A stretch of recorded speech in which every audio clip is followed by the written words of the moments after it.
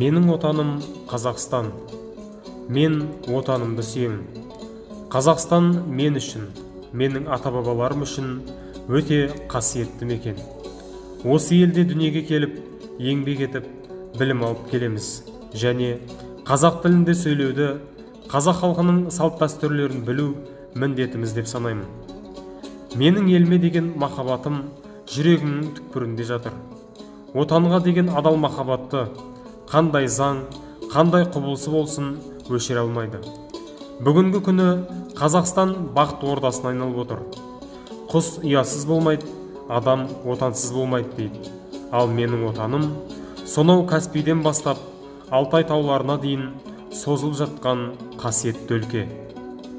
Біздерде Абылайдың саясаткерлігі, Қабанбайдың ерлігі, Қазбектердің биліктері, Жиренше шешендердің шешендігі, Абай Махамбеттердің ақылдылығы бар.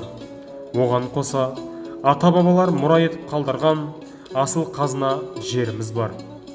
Біздің жерімізде кең, қасиеті ғана емес, қазба байлығымен дүниежүзінің алдыңғы көшін бастауда.